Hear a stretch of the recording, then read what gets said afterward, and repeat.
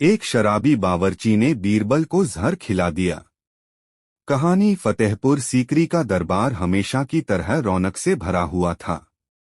शहंशाह अकबर अपने सिंहासन पर बैठे थे और बीरबल अपनी जगह पर खड़े होकर किसी नई समस्या का हल समझा रहे थे। दरबार में हंसी, तर्क और बुद्धि की चमक चारों ओर फैली थी।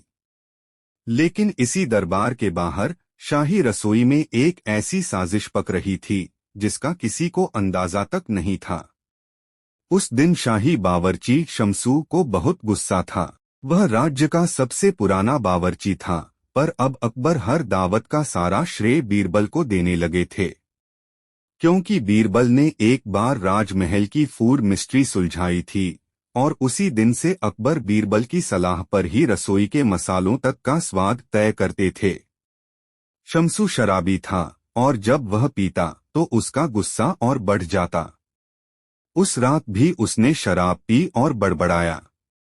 अब इस बीरबल को मैं ऐसा सबक सिखाऊंगा कि उसकी अक्ल हमेशा के लिए ठिकाने लग जाएगी। अगली सुबह एक बड़ा भोज था। अकबर ने विदेशी मेहमानों के स्वागत के लिए विशेष दावत रखी थी। शाही बावर्ची शमसू को भोजन तैयार करने की जिम्मेदारी दी गई। शमसू ने मौका देख लिया था। उसने सोच लिया, बीरबल तो हमेशा स्वाद चखता है, पहले वही मरेगा। उसने एक खास पकवान में ऐसा जहर मिलाया जो धीरे धीरे असर करता था। न रंग बदलता, न गंध, सिर्फ कुछ घंटों में दिल की धड़कन बंद कर देता। दावत शुरू हुई। बीरबल हमेशा की तरह मुस्कराकर बोले, हुजूर, पहले मैं स्वाद चख लेता हूँ ताकि मेहमानों को सिर्फ बेहतरीन भोजन मिले। अकबर ने कहा, तुम पर भरोसा है बीरबल। बीरबल ने वह पकवान लिया, एक कौर खाया और उसी पल कुछ अजीब महसूस किया। गले में हल्की जलन, होंठ सूखने लगे और आंखों के सामने सब धुंधला होने लगा। लेकिन बीरबल ने कोई भाव नहीं दिखाया। उन्होंने मन ही मन कहा, कुछ तो गड़बड़ है। कुछ ही देर में बीरबल ने देखा कि बावर्ची बार बार अपनी आंखें छिपाकर उन्हें देख रहा है। बीरबल ने तुरंत समझ लिया, यह जहर उसी ने दिया है। अब बीरबल के पास जहर का असर रुकवाने का सिर्फ कुछ मिनटों का समय था। अगर वह सीधे अकबर को बताते तो हड़कंप मच जाता और विदेशी मेहमानों के सामने मुगल साम्राज्य की बेइज्जती हो जाती।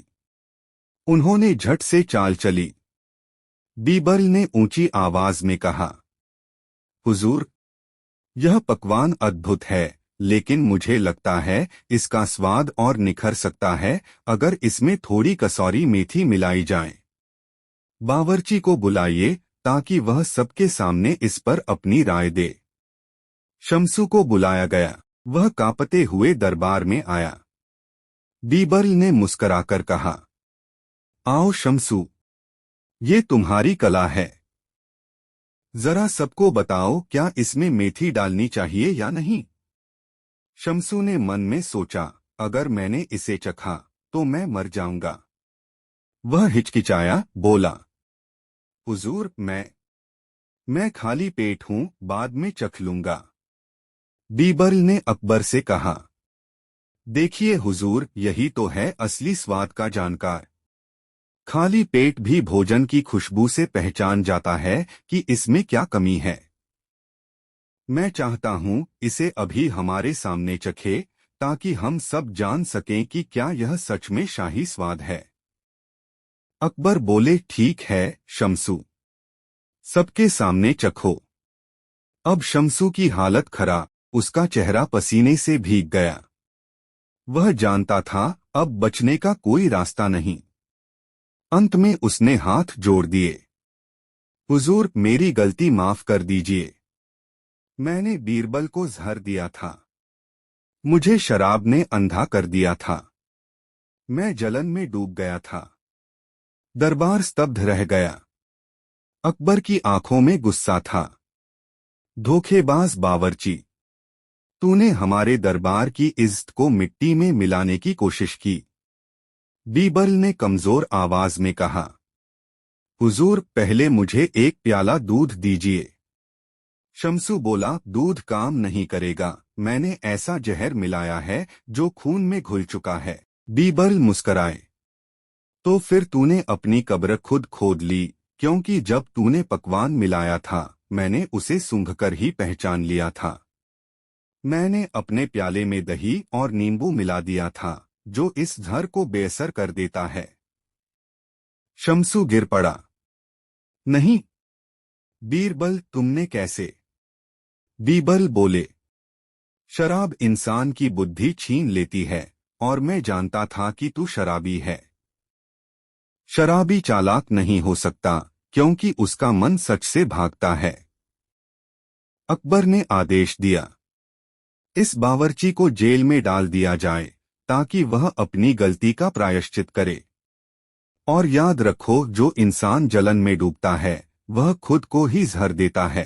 बीरबल ने दरबार की ओर देखा और कहा, हुजूर, आज मैंने सीखा कि जहर सिर्फ खाने में नहीं होता, जहर ईर्ष्या में भी होता है, और वह धीरे धीरे इंसान को खत्म कर देता है। अकबर ने सिर हिलाया। बीरबल, तुमने फिर साबित किया कि अक्ल तलवार से ज्यादा तेज होती है। दरबार गूंज उठा। जय हो बीरबल, जय हो बीरबल। उस दिन से फतेहपुर सीकरी में एक नया नियम बना।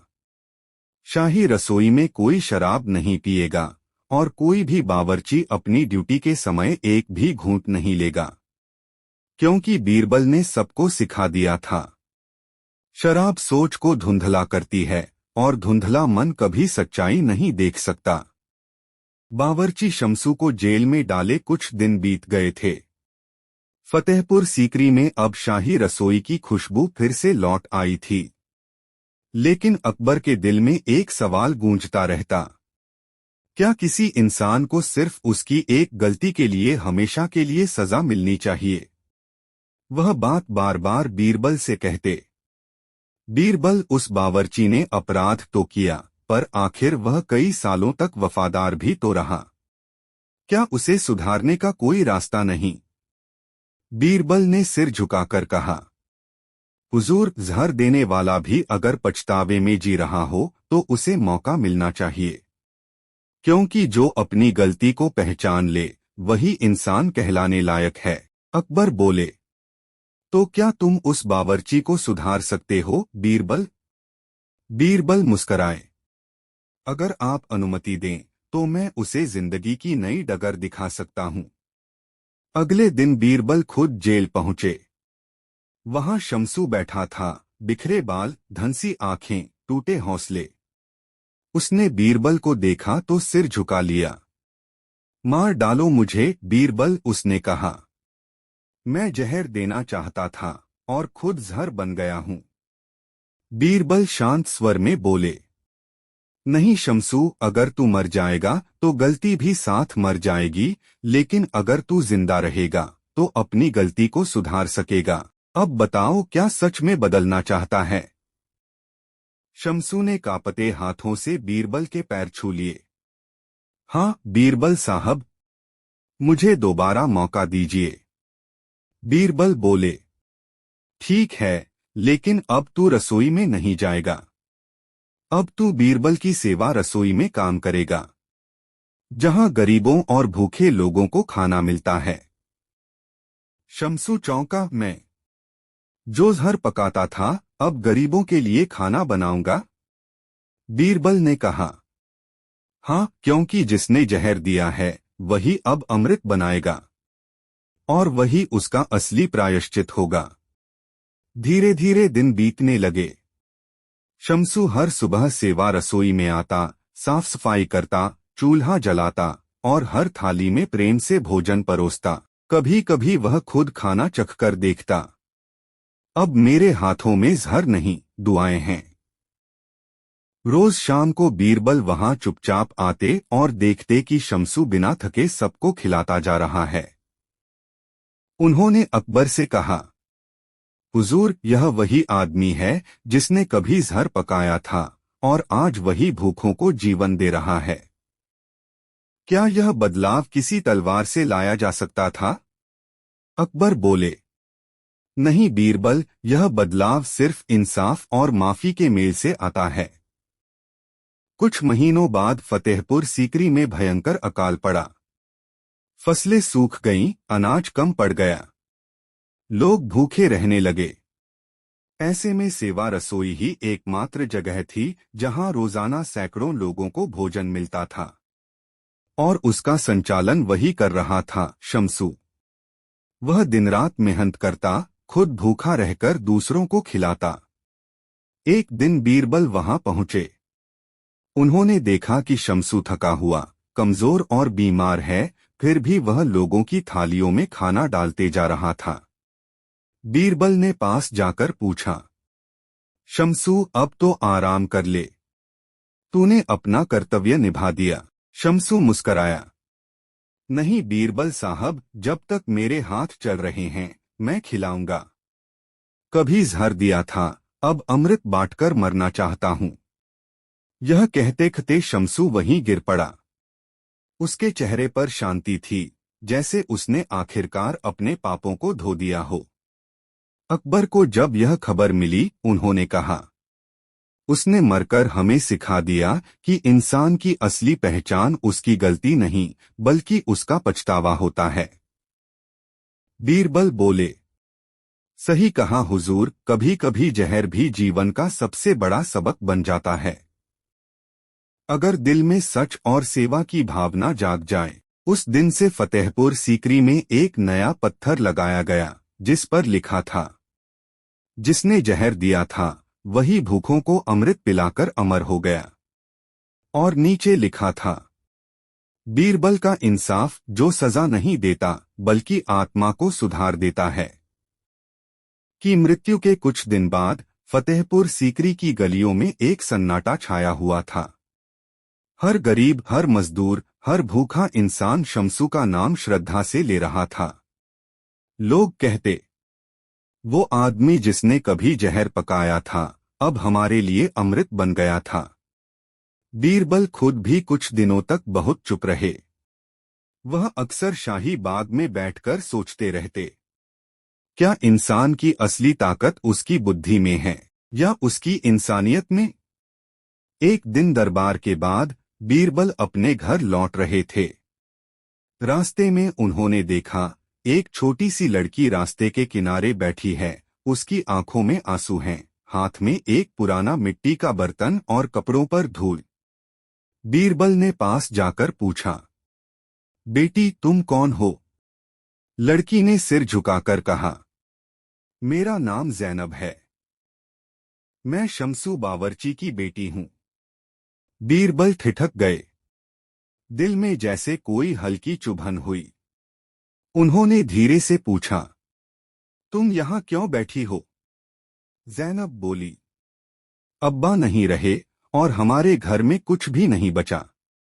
लोग कहते हैं कि वो पहले जहर देने वाले थे, इसलिए कोई हमें काम नहीं देता, लेकिन मुझे पता है अब्बा बदल गए थे।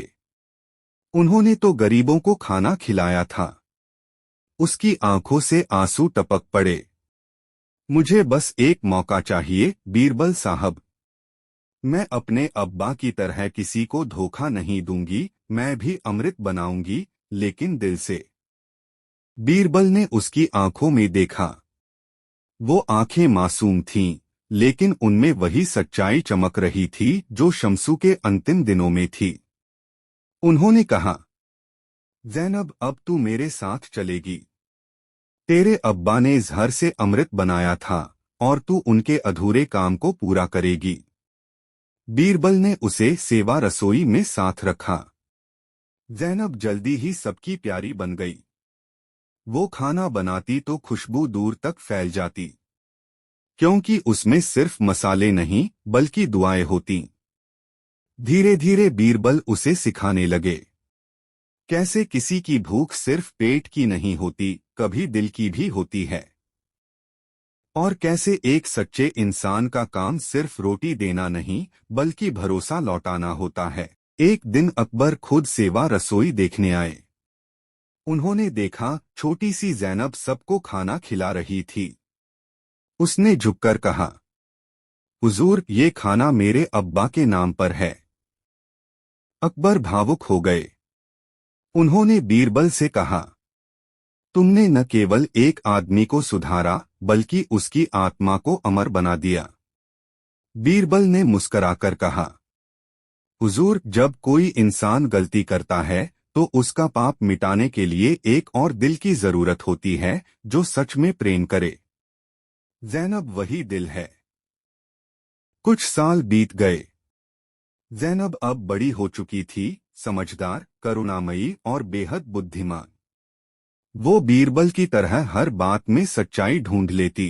कभी कभी दरबार में अकबर भी कहते, अब तो बीरबल की अक्ल ज़ैनब में उतर आई है। और सच में बीरबल की विरासत अब ज़ैनब में थी। वो विरासत जो सिर्फ चालाकी की नहीं बल्कि इंसानियत की थी।